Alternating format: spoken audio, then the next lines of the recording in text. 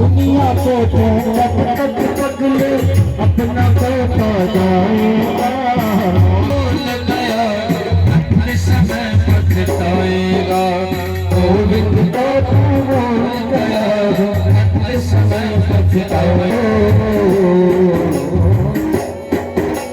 दो दिन आए चमन खिला फिर मुड़ जाए गली गली, नीलो रे कोई राग का प्यार और मचा गली गली, नीलो रे कोई राग का प्यार और मचा गली गली। ओ राम नाम के लिए मोती, राम नाम के लिए मोती मेरे तेरा गली गली, नीलो रे कोई राग का प्यार और मचा गली गली, नीलो रे कोई राग का प्यार और मचा गली गली,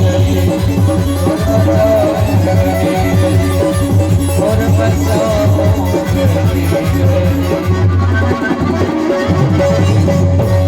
बोली भक्त गुरु भगवान की। बोलिए श्री कृष्ण भगवान की। तो कलयुग अपना गुण बताता है। ये गुण राजा परीक्षित को अच्छा लगता है। राजा परीक्षित कलयुग को 4 स्थान देते हैं। कहते हैं अभ्यर्थेस्तस्तदा तस्मै स्थानानि कलये ददौ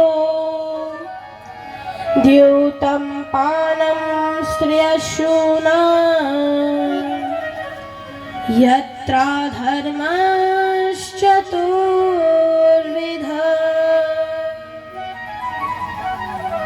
सूत जी कहते हैं, हे मुनियों, कलयुग का ये गुण राजा परीक्षित को अच्छा लगता है। राजा परीक्षित उसे 4 स्थान देते हैं। द्यूतम पानम स्त्रियशूना, द्यूत पान, जहां शराब पिया जाता है।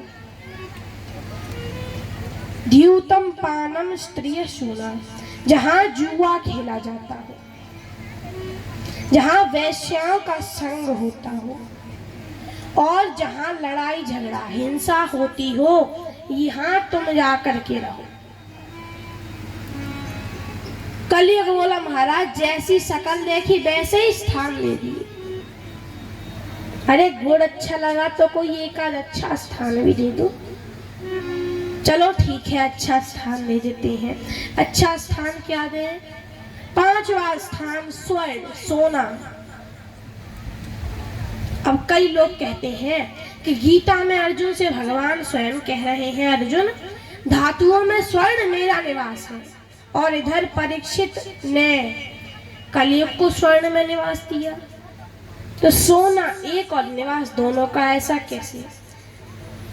तो इस पे कुछ संत इस प्रकार से कहते हैं कि जो सोना तुम अपनी मेहनत पर, अपने बल पर कमा कर लाए हो, ईमानदारी से कमा कर लाए हो, उस सोने में भगवान का वास है। और जो सोना तुमने चोरी किया है, उस सोने में कलयुग का वास है। जो ये बात कलयुग ने सुनी, तो तुरंत राजा परीक्षित के सोने के मुकुट में आके बैठ गया। लेकिन राजा परीक्षित का मुकुट चोरी का कैसे हो सकता? तो इस पर इस प्रकार से कहा है कि जब भीमसेन ने जरासंध को मार दिया, तो उसका जो मुकुट था वो उन्हें अच्छा लग गया। भगवान श्री कृष्ण से ले जाने की विनती की, किंतु उन्होंने मना कर दिया। भीम ने कहा कि इसे कोई नहीं पहनेगा, ये शोभा के लिए रखा रहेगा। ठीक है, ले जाओ। शोभा के लिए खजाने में रख दिया। राजा परीक्षित ने एक बार खजाने में देखा, इन्हें भी अच्छा लग गया, तो इन्होंने पहन लिया। तो मारकर लाया हुआ चोरी का हुआ, और ये चोरी देखकर कलयुग उनके मुकुट में बैठ गया। राजा परीक्षित और आगे गए तो इन्हें प्यास लगी। आसपास कोई सरोवर नहीं था, एक मुनि का आश्रम था, समीक मुनि का। उसके आगे खड़े होकर राजा परीक्षित ने आवाज लगाई, पानी पानी, कोई पानी दे दो। किंतु अब शमीक ऋषि समाधि में विराजमान है। क्रोध आया सो अपने तरकस में से बाण निकाला, बाण से सर्प, वहां पर एक मरा हुआ सर्प पड़ा था, उसे उठा के शमीक ऋषि के गले में राजा परीक्षित ने डाल दिया।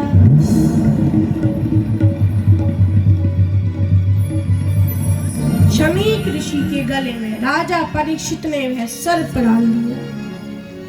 किंतु शमीक ऋषि समाधि में उन्हें कुछ। राजा परीक्षित बड़े क्रोध से आग बबूला हो गए। बड़ा क्रोध आ रहा है, बार बार चिल्ला कर कह रहे हैं, हे ऋषि ज्यादा ढोंग की मत बन, इतना ढोंग करना अच्छा नहीं होता, फिर बाद में पछताएगा। किंतु राजा परीक्षित ऐसा क्यों कह रहे हैं? क्योंकि कलयुग उनके सर में विराजमान है। ये कह नहीं रहे राजा परीक्षित, कलयुग कहा रहा है। राजा परीक्षित इस प्रकार से कलयुग के वश में हो गए।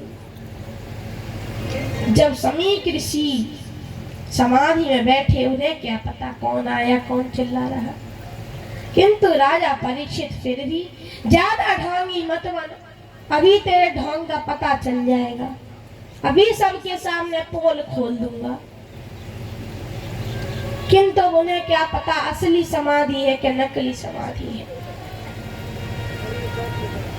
राजा परीक्षित को क्या पता, क्योंकि वो तो कलयुग के वश में हो गए। राजा परीक्षित लौट आए। लौट करके जब मुकुट उतारा और जब राहत की सांस ली, तब विचार आया, अरे आज मैंने कितना बुरा पाप कर दिया, कितना बड़ा पाप कर दिया। उस ब्राह्मण का अपमान कर दिया जिसका, ब्राह्मण का मेरे पूर्वज सदा से पूजन करते हुए आए थे। मैंने उन ब्राह्मणों का अपमान कर दिया। और ये होना था, क्या होना था? क्योंकि देखो, जो इस संसार में आया है उसे एक ना एक दिन जाना है। आज जाए चाहे कल जाए, लेकिन जाना जाए सबको है। तो राजा परीक्षित को कैसे जाना है? क्योंकि जिसे ब्रह्मास्त्र ना मार सका, उसे कौन शास्त्र मार सकेगा? तो वो अस्त्र केवल ब्राह्मण का श्राप मिला। इन्हें किसी न किसी तरह किसी से श्राप दिलवाया जाए, क्योंकि श्राप और वरदान होती हैं और उसी श्राप के कारण इनकी मृत्यु होगी। इसीलिए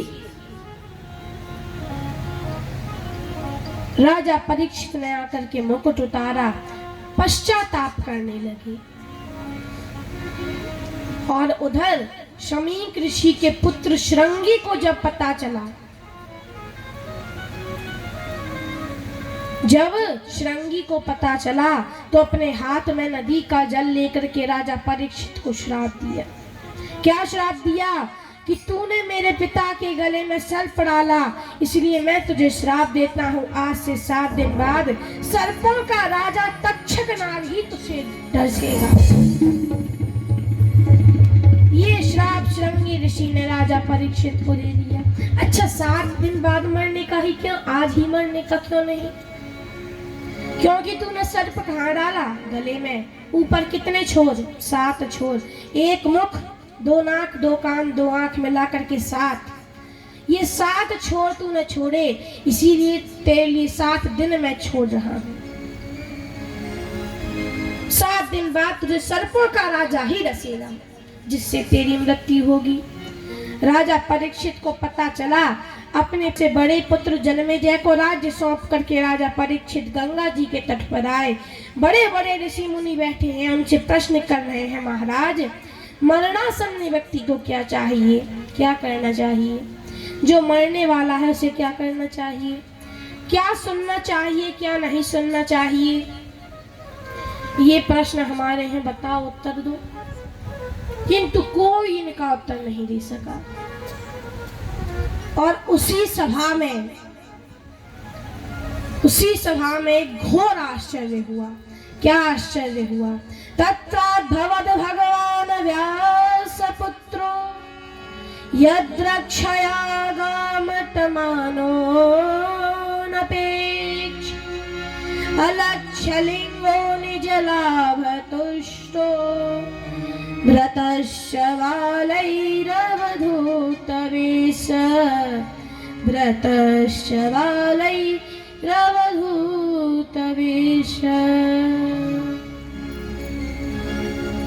उसी सभा में भगवान व्यास जी के पुत्र भगवान श्री सुखदेव जी महाराज प्रकट हो गए।